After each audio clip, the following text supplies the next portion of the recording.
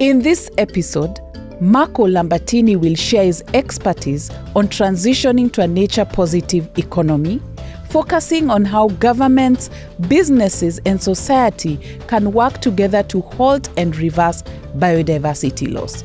Drawing on his leadership at the Nature Positive Initiative, Marco will explore the policy shifts, financial incentives, and business strategies required to create a global economic model that actively contributes to biodiversity restoration.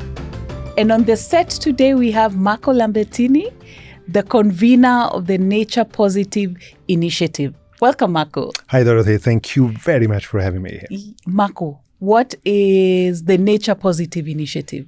So let me say maybe what's nature positive, Exactly. and then the initiative follows. Yes. Because Yeah. nature positive is a term that is now taking root and is being used increasingly by a number of actors in society, governments, businesses. And maybe I'm going to tell you first what nature positive is not. Mm-hmm. Nature positive is not a slogan.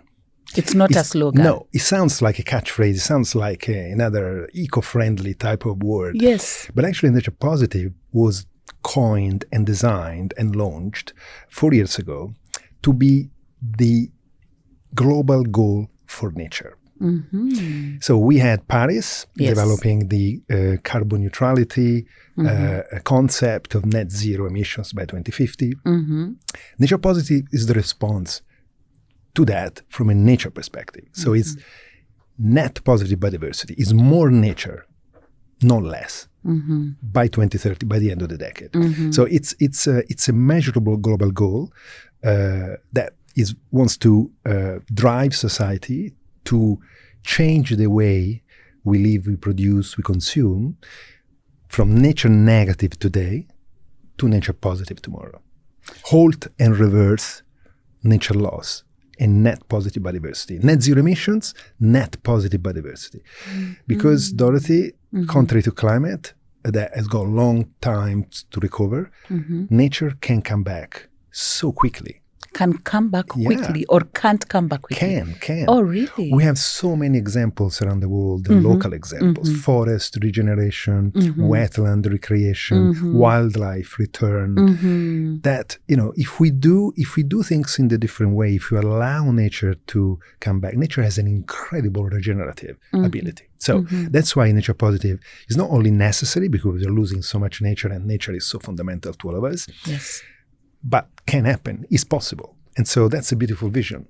And the two together, net zero emissions, net positive biodiversity, nature positive, are the two, if you like, interconnected global goals that will drive a safer and more sustainable future for all, particularly for the new generations. So nature positive is a global goal on nature. Is a global goal for nature, has been endorsed by the UN Convention on Biological Diversity. The mission of the convention, agreed 2 years ago in Kunming, Montreal, is talking about halt and reverse biodiversity loss by 2030. So in nature positive. Halt, but also reverse. So bring nature back. And then what would nature negative then mean? It means what we are doing today. Oh. That basically we have been losing nature, Yes. impacting nature, and nature is been declining steadily for many, many years, but particularly in the last 70, 80 years, when the big economic boom, consumption and production has happened. Scientists call those last 70, 80 years the great acceleration Yes. of unsustainable use on natural resources. Great acceleration on unsustainable use of natural resources. Everything you can think of, water, energy, minerals, fish, timber, everything in terms of consumption has been going like this. And of course, nature cannot cope with the pressure of that kind.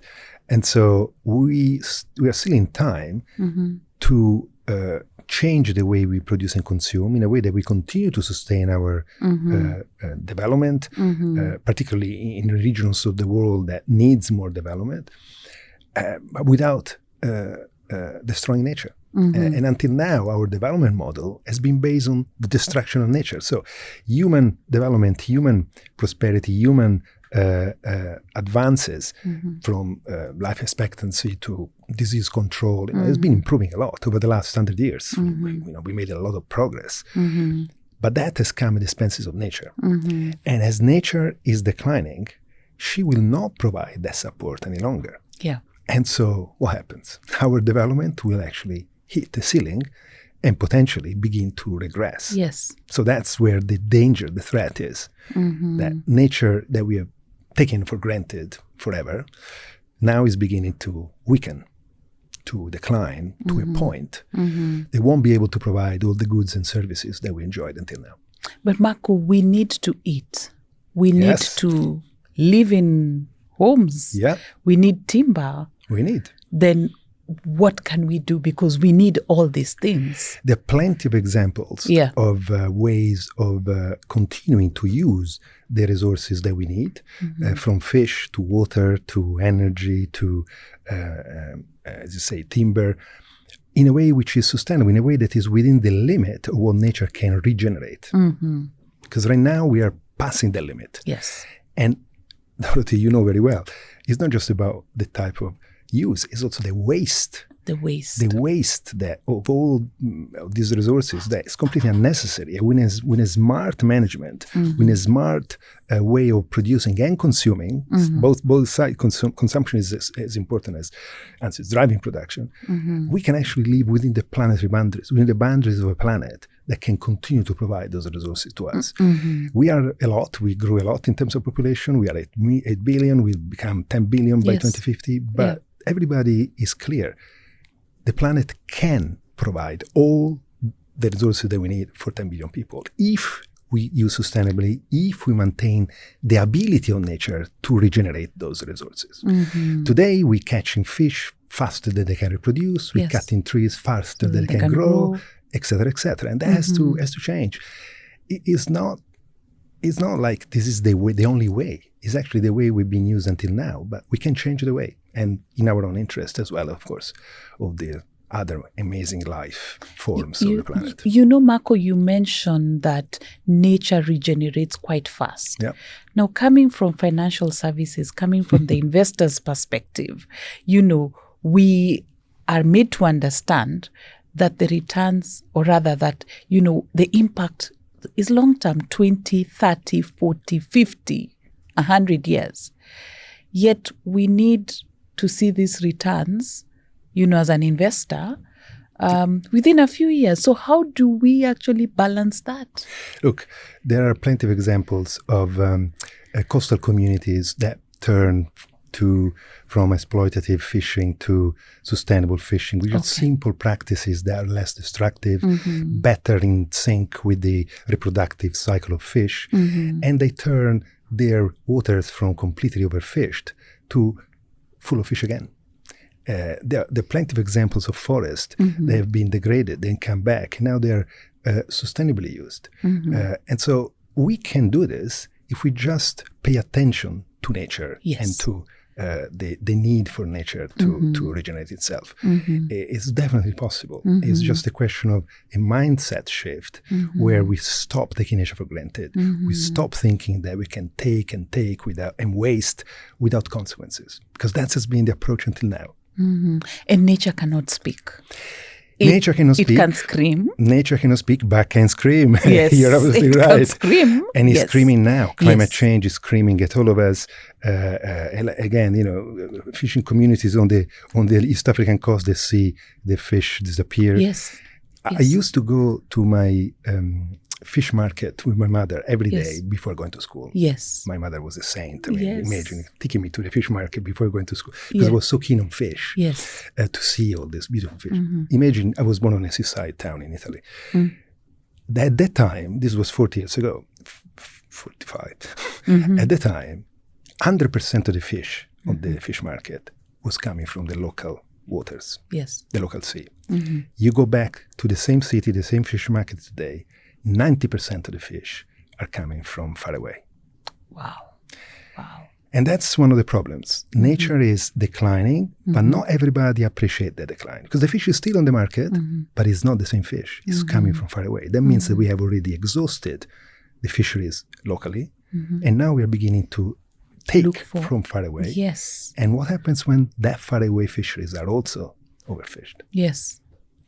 And so the Nature Positive Initiative then seeks to, is it speak for nature?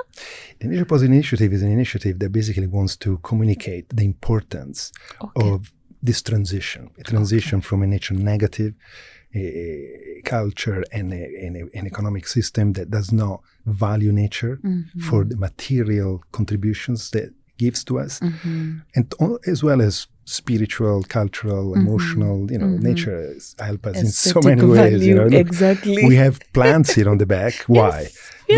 Because we need nature around us. We just need it. It just makes it so much more beautiful. Beautiful. Yeah. So we need nature, but we just never thought about it because nature was always around. Now that it's beginning to disappear, we got to better think about it and give nature the proper value that deserves. And so the initiative convenes organization like yours. Yes. Because you remember. Yes, we are members.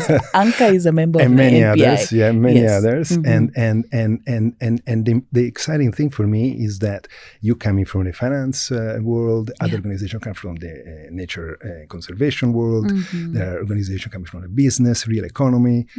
So we are coming together from very different corners of society and economy. Yeah.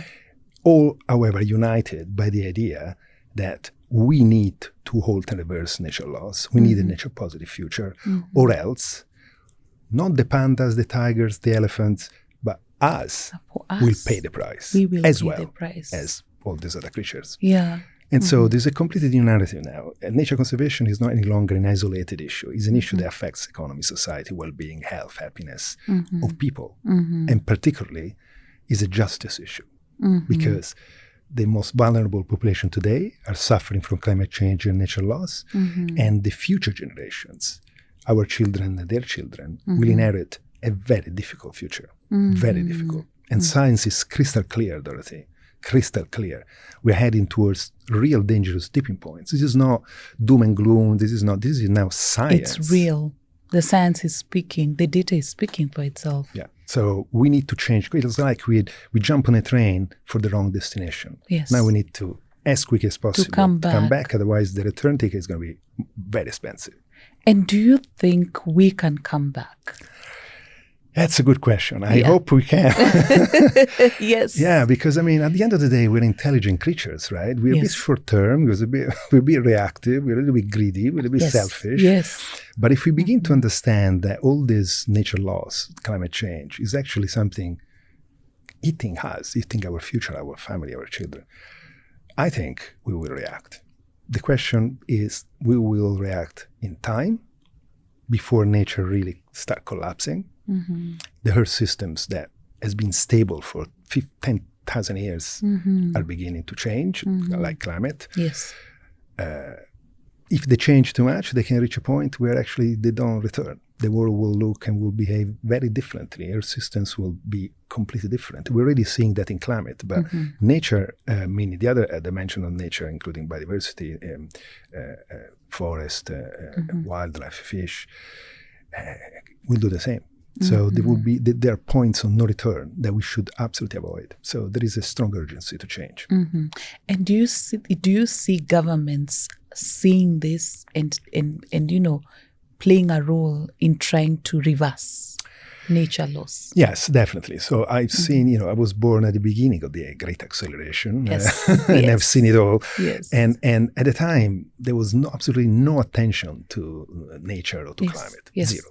It was all about economic growth at any cost. Yes.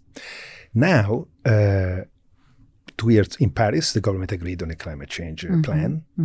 And 2 years ago, they agreed on a global biodiversity plan. Yes. So, yes, I think we are the most environmentally aware generation of all times. The question is translate that awareness into action and change, and maybe also begin to be ready to behave differently, to think differently the way we produce, particularly the way we consume. Because, government businesses have a super important role to play. But at the end of the day, let's not forget, each individual has a super important role to play as citizens, as voters, as consumers. Yes. So we need to internalize that also in our own behaviors. It's not just, it's not enough to criticize the government or point the finger at the company, because we are the consumers of nature in our daily life. And Marco, how do we participate if we don't have data, or if we are told the science is complex, or if we think the science is complex? Yeah. How do we do that? So the data are there. Yeah. And the question, however, you're right, and this data need to be made personal. People need to understand what this data, this crisis, these threats mean to them. But also, it's not just about threats, because of course we are living in a dangerous time. Because if we don't move fast, there will be really serious consequences. There are already serious consequences. Yes. People are dying of climate change today. People are migrating, forced to migrate climate change. So the effects are already there. It could happen, and everywhere. It's not just the poor countries or developing countries. Everywhere, everybody is hit, and so. The data are there. We need to actually translate that into something that, on one hand, create urgency, but on the other hand, offer hope and opportunity, and particularly a stimulus to act. And that's where the balance is important. We are in danger, but that danger is not something that we can't avoid. We can avoid a dangerous situations. We change now. There are consequences, but it's all about choices at the end. So we can choose, because we are the cause of all these problems these days. And as we are the cause of the problem, we can be the solution too. Yeah. And Marco, I am aware that, the NPI is working on a state of nature metrics. Yeah. Why? Exactly, to answer the question you asked before, totally, because unless we agree on a credible but also practical way to measure progress in reducing our impact on nature. And you're coming from finance, so measurements is everything, right? Yes, we need the data. We need the data, we need the metrics, we need to monitor. We need to provide assurance. Or we need to be given assurance of what we are reporting on. Right. Yeah. So it seems a bit of a technical thing. Actually, it's not, because unless you measure the impacts and as a consequence, you increase your response to mitigate those impacts, and you measure progress. You will never know whether you're doing enough. On climate, it's very clear. Net zero emissions by 2050. So each country, each company, each financial institution is to align to the global goal of net zero emissions. On nature now, there is a new global goal, which is net positive nature, net positive biodiversity, and nature positive. And so now, it's much younger, the concept, so it started just a couple of years ago. And so it's our job to provide tools to society, to the economy, to companies, to investors, to governments, to begin to develop a plan and measure the progress of that plan towards a nature positive future. That's why we work on metrics which are credible, but also practical, simple, understandable. Because nature is so complicated, you can't measure everything. But you can measure the key elements that are indicators of the state of nature, and that's what we're trying to do as a coalition. And so what are some of the challenges that, I know we've spoken of a few, but if you could pick two of the top challenges in your day-to-day work, what would those be? One is a cultural challenge, probably the biggest of all. And again, we have been growing as a species. For 99% of our time on the planet, we've been in nature, and nature is tough. Yeah. Nature is tough. And so, living in nature is tough, like for any other wild animal. Yeah. So we tried, with our ability, cognitive ability, intelligence, we tried to separate ourselves from nature and protect ourselves from the dangers of nature, predators or lack of food or diseases. So we created this kind of modern human society that has tried to push nature aside. We bring nature in our flats, but we don't bring dangerous animals or stuff like that. So we isolate ourselves from nature. Yes. And that has created this disconnection that is probably the origin of this relationship, which is almost of love and hate, and particularly of negligence and disconnect. So we eat every day. We actually don't understand. We don't know. We lost the sense of the footprint that the food is having on nature. We buy something in a supermarket. We have no idea the ecological impact of the food. And so we are disconnected. That's one of the main culturally disconnected from nature. Over time. And we need to reconnect to be able to appreciate what nature gives to us and stop taking it for granted, because it depends on how wise we are in using it. So that's probably the biggest challenge at the societal level. And then, of course, the second challenge is that, now that the system has been nature negative for so long, transitioning to a nature positive requires a lot of change. Regulatory change from government, new investment in new technology, cleaner technology. And those changes are costing money in the transition phase. They will deliver a lot of benefits later on. But during the journey, it requires some significant shifts. And some companies, for example, some government get it, and others still try to squeeze the old business as usual investment as much as they can. And that's another big challenge. That's where government regulation, I think, is very, very important. And what kind of regulations? I mean, regulations could be about plastics and pollution to... regulation in terms of asking companies to assess their impact, asking companies to show a reduction of their impacts, whatever their specific impact is. Because companies have different impacts. So a fishing company has different impact from a forestry company or from a plastic manufacturing or clothing. So every company needs to assess their impact first, understand their impact, and then address their impacts in the most opportune way. But through the metrics, measure progress. So to demonstrate that actually they are transitioning, they are moving towards a nature positive outcome. And that's absolutely possible. Many companies have started the journey. Many more should start as soon as possible. If you're to speak to the financial sector, speak to the asset owners, the asset managers, institutional investors, what would you say? The same thing, except for an investor, rather than looking at their operations or their supply chain like a company, they should look at their portfolio, and drive the change and incentivize the change and penalize the lack of change vis-a-vis nature. We're seeing some of that happening on climate, right? Some investors are beginning to set some rules in terms of divesting from certain climate negative activities and incentivizing cost of capital and everything climate positive. The same needs to happen in terms of food production, in terms of forestry, in terms of fishing, in terms of infrastructure.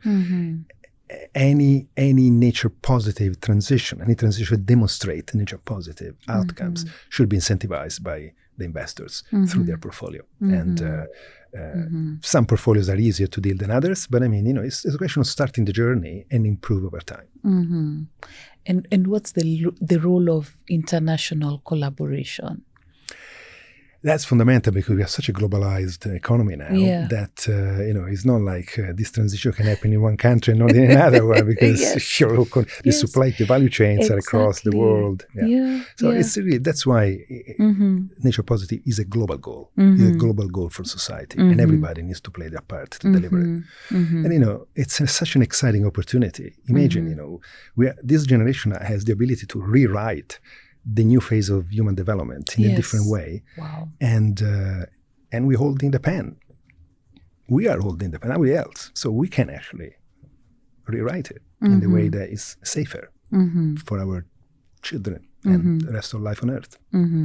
So Marco, if you go back to, your personal life, how did you get into this space?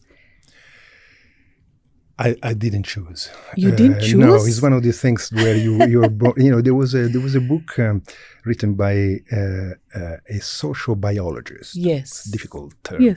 They basically look at how people in society connects with nature. And he came up with this theory. Yeah. It's called the biophilia theory, hypothesis, that basically says, look, we all came from nature. We spent, as a species, we spend so much time on nature that everybody inside, genetically, is affiliated, attracted, Really? and connected to nature. To nature. And it's true. Again, the plant in there, Yeah. people have pets. Yes, You go in a park for a walk, you don't yeah. go in the middle of a traffic jam. Oh my You goodness. walk in a park. Yes. And so everybody actually has that affiliation to nature.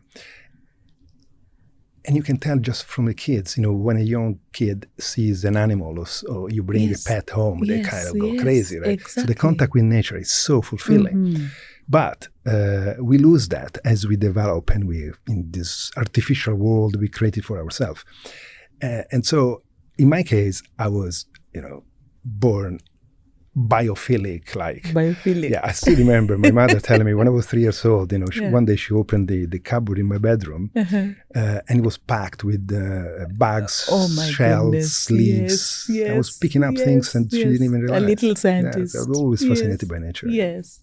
And here we are. 50 years later, I'm still fascinated by nature. Yeah. Convening. Try to do my best to help. That's it. Wow. Nothing more. Yeah. Wow. If you had a magic wand and all you needed to do was close your eyes and, flip it, what would your wish look like? I have a politically incorrect that I hope is not going Please to be misunderstood. Go ahead. Please. I think it's going to be misunderstood. Yes. I will take out of the human genome the selfish gene. Okay. Wow. Because honestly, a lot of the problems, and not just about nature, Dorothy, it's about people, relationship between people. Yes. It's all about selfishness. Yes. And if we could avoid that and think more altruistically, empathetically, towards ourselves and towards the rest of life that we share the planet with, I think the world will be a much better one. So that's my magic wand solution. Wow. Not an easy one, but it's not an easy it's one. Magic. But when we begin to talk and we begin to understand and we begin to become conscious, then that selfishness then starts to diminish. Completely right. But, and it's not just diminishing. I think it's more like, so we are selfish. Yes. And we our main issue is, main preoccupation is survival. Yes. That's natural. Yes. Every Yes. species is like that. It's not Yes. any different. Yeah. So if we internalize the fact that destroying nature, destabilizing climate is affecting us, the selfish gene triggers a response, say, wait a minute, this is a danger, so let's stop. So it works in that context. Yeah, that's what's happening to a lot of people now. Yeah. As soon as they realize that climate change is a danger, and it's not necessary that we embrace, we face this danger, because we can actually avoid the danger by, for example, shifting to renewable energy. That's what's happening now. Last year, for the first time in the recent history, modern history,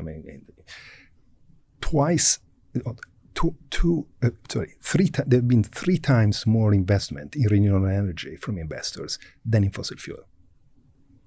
So people are beginning to get it. Investors are beginning to get it because they are seeing climate change as a major problem, and it's going to get worse and worse and worse.